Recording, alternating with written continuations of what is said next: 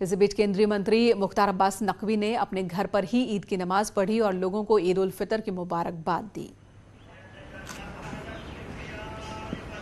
सभी देशवासियों की ईद की बहुत बहुत शुभकामनाएं, बहुत बहुत मुबारकबाद। ये बात सही है कि इस बार ईद पहले जैसी नहीं है, क्योंकि कोरोना की जो चुनौतियां हैं, कोरोना का जो कहर है, उससे सभी मजहब के लोग, चाहे वो मंदिर हों, गुरुद्वारे हों, चर्च हों, मस्जिदें हों, वहाँ पर जो है वो जो भीड़ भाड़ वाले कार्यक्रम हैं वो नहीं हुए।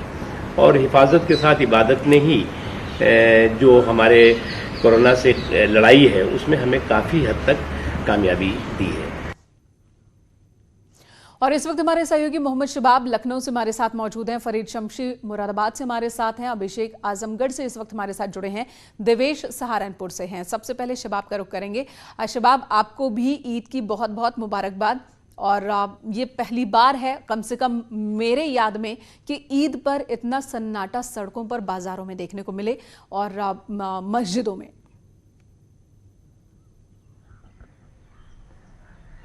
बिल्कुल, देखिए ये पहली बार है, आपकी नज़र में नहीं, ये इतिहास में पहली बार है जब इस तरह ईद पर सन्नाटा पसरा हो। ये लखनऊ की ऐशबाग ईदगाह है जहां पर ईद के मौके पर लाखों लोग नमाज पढ़ते थे। मेरे कैमरामैन आपको पैन करके दिखाएंगे, ये वो जगह है जहां से मौलाना जो है फरंगी महली ईद की नमाज अदा कराते थे। पूरी ऐशबाग की ईदगाह सड़कों तक भरी रहती थी। इसके अलावा सिर्फ यही नहीं, आसपास के इलाकों की भी जो मस्जिदें होती थी वहां पर भी लोगों की भारी भीड़ रहती थी।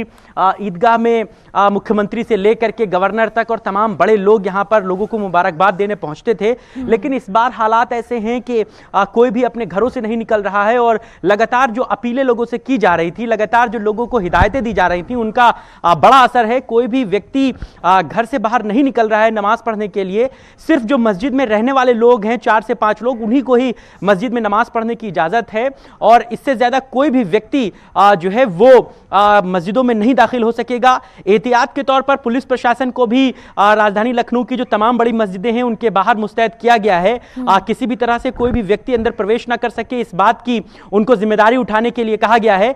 मौलाना खालिद रशीद की तरफ से इस बात के लिए लोगों को ताकीद किया गया है कि किसी भी तरह से लोग मस्जिद ना आए, गले ना मिलें, ईद की मुबारकबाद एक दूसरे को सोशल नेटवर्किंग के जरिए ही दें, वीडियो कॉल के जरिए एक दूसरे को मुबारकबाद दें। सिवई जरूर बनाएं लेकिन अपने घर के लिए बनाएं, किसी के घर सिवई खाने या उसको मुबारकबाद देने ना जाएं। इसके साथ ही साथ उन्होंने इस बात की अपील की है कि हर व्यक्ति का एक बजट होता है ईद को मनाने का, उस बजट के आधे पैसे को गरीबों को दान करें ताकि उनके घर भी सादगी के साथ ईद को मनाया जा सके। और सिर्फ सुन्नी मस्जिदों में ही नहीं बल्कि शिया जो मस्जिदें हैं, आसिफी मस्जिद जो शियों की सबसे बड़ी मस्जिद है इमामबाड़े में, जहां पर मौलाना कल्ब जवाद नमाज पढ़ाते हैं, उस मस्जिद को भी बंद रखा गया है। और मौलानाओं की तरफ से इस बात को ऐलान किया गया है कि जो है अपने अपने घरों में ही लोग नमाज पढ़ें। और कल शाम को जैसे ही हिफाजत के साथ इबादत, यही वक्त की जरूरत है इस वक्त। और तमाम मुस्लिम धर्मगुरुओं ने इसकी अपील की और लोग मानते दिख भी रहे हैं, उस अपील पर अमल करते दिख रहे हैं और यही जरूरत आज की है। बने रहे हमारे साथ। फरीद भी मुरादाबाद से हमारे साथ जुड़े हैं। फरीद, अमूमन हम देखते हैं कि जब भी इस तरह की कोई अपील होती है तो शहरों में तो उसका पालन तुरंत हो जाता है, लेकिन जो ग्रामीण इलाके हैं कई बार वहां तक पूरी बात पहुंचती नहीं है, कस्बे हैं वहां पर लोग नहीं मानते हैं। मुरादाबाद के बारे में बताएं कि यहां पर लोग किस तरह से ईद की नमाज अदा कर रहे हैं। जी, पहले तो मैं इनका आपको मुरादाबाद की तरफ से ईद की मुबारकबाद और उसके बाद बात करता हूं मैं ईदगाह की। मेरे पीछे आपको ईदगाह नजर आ रही है। यहाँ पर हर साल लाखों लोगों की भीड़ होती है, लेकिन इस बार अगर देखेंगे तो सन्नाटा है। मुस्लिम समुदाय के जो धर्मगुरु हैं और जिला प्रशासन, पुलिस प्रशासन ने जो लोगों से अपील की थी, लोगों ने वो बात मानी है और आज अपने घरों से नहीं निकले। अब मैं अपने कैमरामैन से कहूंगा इधर दिखाएंगे, तमाम अधिकारी यहां पर खड़े हैं और पुलिस यहाँ है, आरएएफ है, तमाम लोग यहाँ खड़े हैं, मुस्लिम समाज के लोग भी हैं। लोगों को यहाँ बिल्कुल नहीं आने दिया गया, कुछ लोग आना भी चाहते थे। और आप देखेंगे ईदगाह पे भी पूरी तरह सन्नाटा है। तो लोगों ने इस बार मुरादाबाद में जो प्रशासन ने अपील की थी उसका पालन किया है और ईद की नमाज घरों में पढ़ी है और सोशल डिस्टेंस का भी पूरा ख्याल रखा गया है। जी मेनका। जी फरीद, बने रहे हमारे साथ। अभिषेक जुड़े हैं आजमगढ़ से, वहां का भी रुख कर लेते हैं। अभिषेक, बताएं आजमगढ़ में ईद किस तरीके से मना रहे हैं लोग? बस यही दुआ है कि अगले साल जब ईद आए तो जश्न बहुत बड़ा हो। इस बार जो कसर रह गई वो अगले साल हम पूरी करेंगे और बड़े धूमधाम से ईद मनाएंगे। लेकिन इस बार किस तरह का ईद आजमगढ़ में देखने को मिल रहा है? जी मेनका, बिल्कुल आपको बता दें, आजमगढ़ की अगर बात करें तो रमजान शुरू होते ही यहाँ पर सड़कों पर चहल पहल दिखाई देना शुरू हो जाया करता था। लोग खरीदारी करने के लिए सड़कों पे निकल जाया करते थे, लेकिन इस बार कोरोना की वजह से लॉकडाउन जो हुआ है उसको देखते हुए यहाँ पर लगातार जिला प्रशासन और यहाँ के जो मौलाना थे लगातार लोगों से अपील कर रहे थे कि आप लोग अपने घर में ही रहें, नमाज घर में ही अदा करें और बाहर ना निकले। उसका असर आज ईद को देखने को मिला है, जहाँ पर लगभग 300 से अधिक जामा मस्जिद और जो होते हैं वहाँ पर लोग जाते हैं नमाज पढ़ने, वहाँ न जा करके लोग अपने घरों में ही नमाज अदा किए हैं और लोग अपने घरों में ही एक दूसरे के साथ सेलिब्रेट कर रहे हैं, अपने घरों में ही ईद मना रहे हैं। साथ ही साथ सोशल मीडिया के माध्यम से एक दूसरे को लोग बधाई दे रहे हैं। तो कहीं न कहीं आजमगढ़ जिला प्रशासन का जो एक पहल रहा है, लोगों से अपील थी, उसका आजमगढ़ में असर देखने को मिला है। और लोग दुआ के दरमियान जब नमाज अदा कर रहे थे तो उस समय दुआ किए हैं अपने ऊपर वाले से, अपने मालिक से, कि अगली बार जब हम आजमगढ़ में ईद मनाएं तो काफी अच्छे से मनाएं, सेलिब्रेट करें और कोरोना अगली बार जो ईद हो वो शानदार हो। इसके लिए जरूरी है कि इस बार हम हिफाजत के साथ इस इबादत को करें और सुरक्षित रहें, अपने परिवार को सुरक्षित रखें। देवेश सहारनपुर से हमारे साथ। देवेश, सहारनपुर के बारे में बताएं, क्योंकि यहां जो कुछ होता है पूरे देश की निगाहें सहारनपुर देवबंद पर रहती है।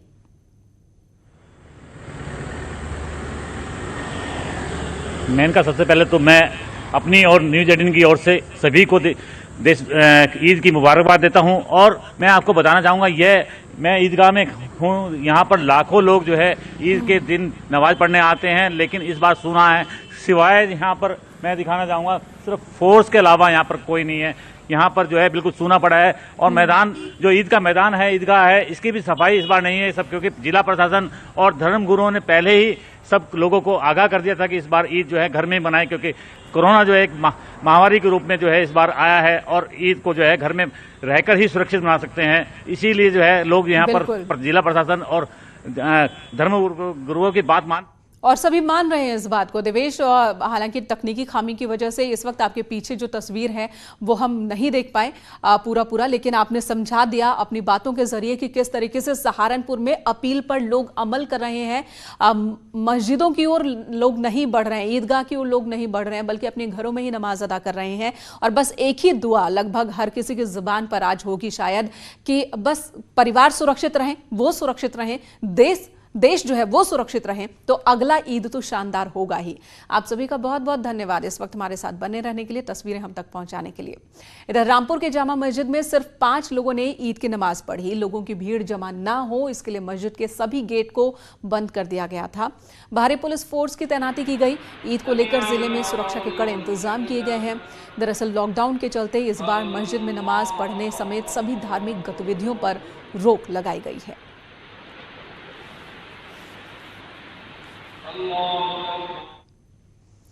उधर सीतापुर में भी ईद की नमाज के दौरान भीड़ न जमा हो इसके लिए ईदगाह के गेट पर ताला लगा दिया गया। जगह जगह भारी पुलिस फोर्स की तैनाती की गई है।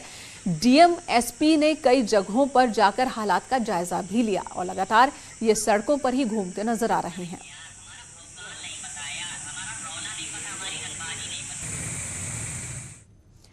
तो सहारनपुर में भी ईदगाह सूनी पड़ी है। यहां पर सिर्फ पुलिस फोर्स ही नजर आ रही है और इस बार लॉकडाउन के चलते यहां पर ईद की नमाज नहीं अदा की जा रही है।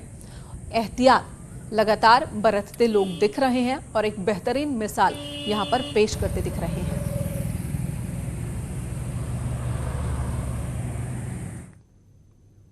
तो हिफाजत जरूरी है।